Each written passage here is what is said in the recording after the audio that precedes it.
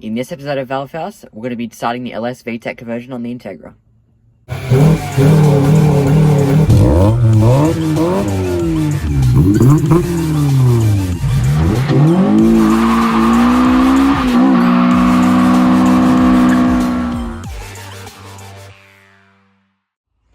Alright, so the car's still warm from driving it, so I'm just going to start taking off some small stuff. I'll jack it up, pull the air intake off, take off a few bits and pieces that I can access while it's still hot.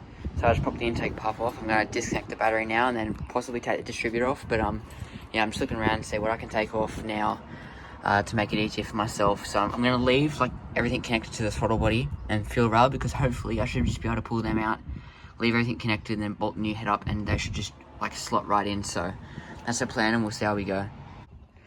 Alright, so valve cover's off, and as you can see, the power steering pump is fully loose, so there's just a bolt in there and then one down there, and you've got to loosen this one here, and then it comes loose. So I'm just going to move that out of the way in 1 second, take this bracket off, hang that entire power steering pump over the side, move this with it, so then everything's out of the way and I can get to the AC and alternator belts. So we're running to our first issue where the bracket for this from the B80MB does not fit on here, so I'm going to try and source one down. So we need that to have power steering, so hopefully I can track one down quickly and get it shipped over before it's done. So I'm under the car right now and I'm going to try and drain the coolant. It's just water at the moment because I knew I was doing this soon. There we go.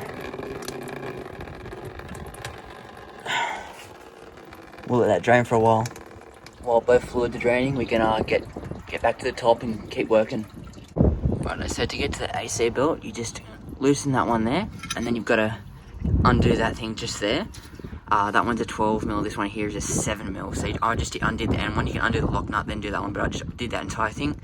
Then you can pull the belts off, but to actually remove the belt, which is I'll do soon, you've got to remove this torque mount here, drop the motor down a little bit, and then you can grab that out. Righto, so this is where I'm at. I've pulled the dizzy out. You can see I had a fair bit of gasket glue on it, but so I've pulled that off. Over on this side, I've pulled timing cover off there.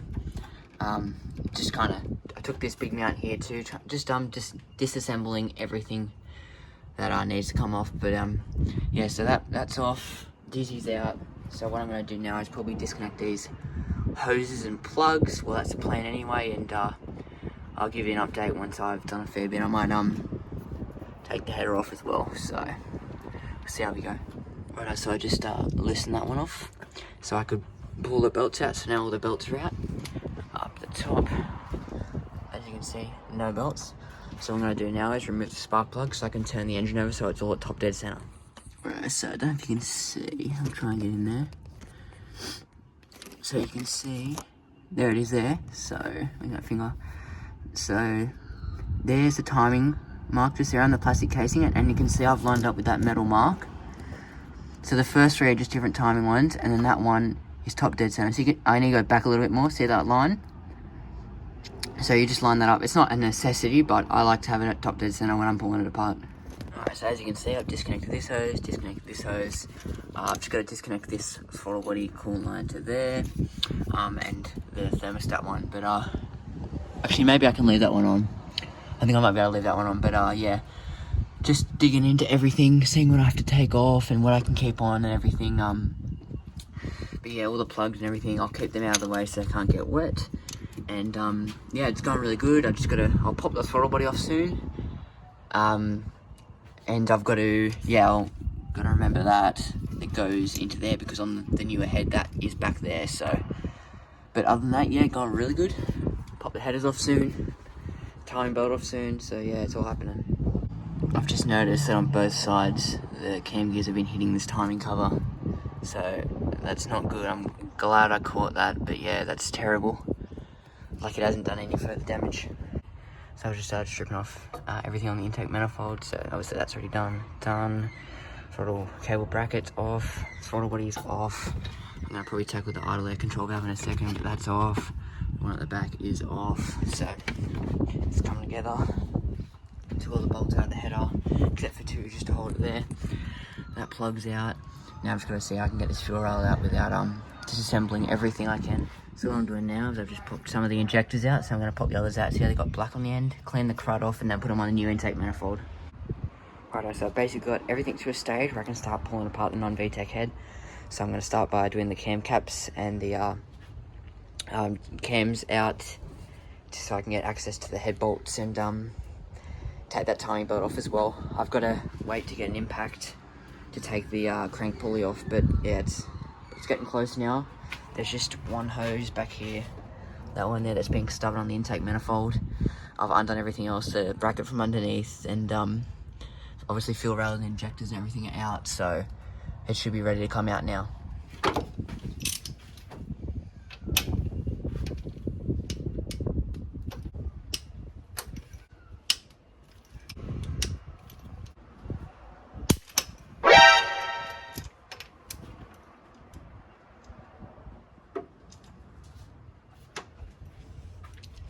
Just removed all the cam caps so I can rip this cam out now. There we go. Sit that down. Make sure you try and keep everything organised so it doesn't get mixed up. So on the Non-Vtec heads, when you're taking off these cam caps here, it's a lot harder than the Vtec heads. So we got to do the easiest, well, take the bolts out first, and the easiest way to get these out is drop a Phillips head in there and kind of just wiggle it, keep wiggling it until it gets looser and looser, because the dowel pins under it are really tight. So keep wiggling it until you can get a flat head, like in between, and then you can pry it. But yeah, just keep going at it. Do it to every single one until they're all off. Righto, so as you can see, I've removed the cams and the cam caps, so now it's time to remove the head bolts. Taking the last two head bolts out. There's that one. There we go. Now the Non-Vtec head is officially unrestrained. Now I've just got to double check I've got everything so I can pull the head off, but there's still that one coolant line stuck on the intake manifold, but the rest is good, so we should be taking it off very soon. You right? Yep.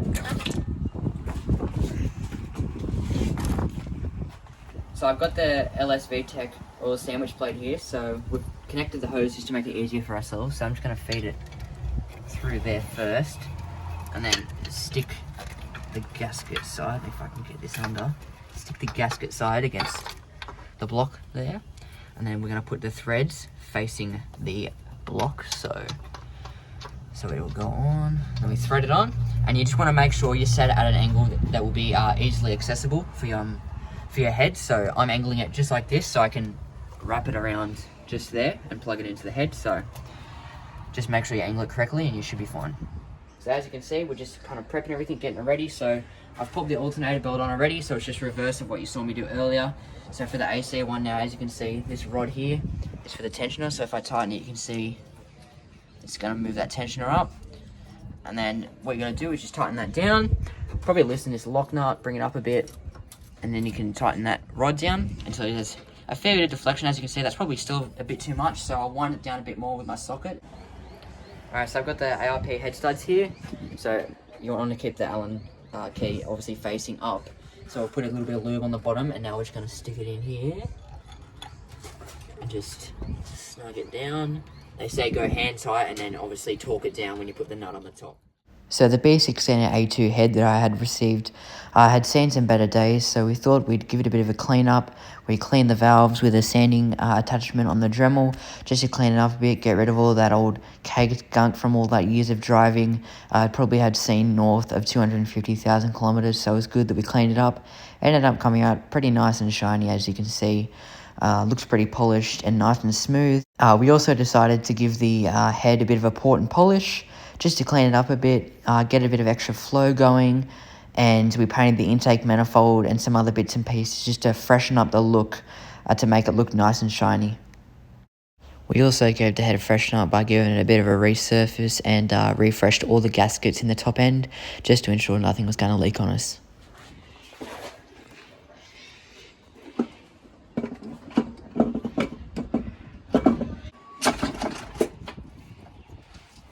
No, it's not in the dowels yet.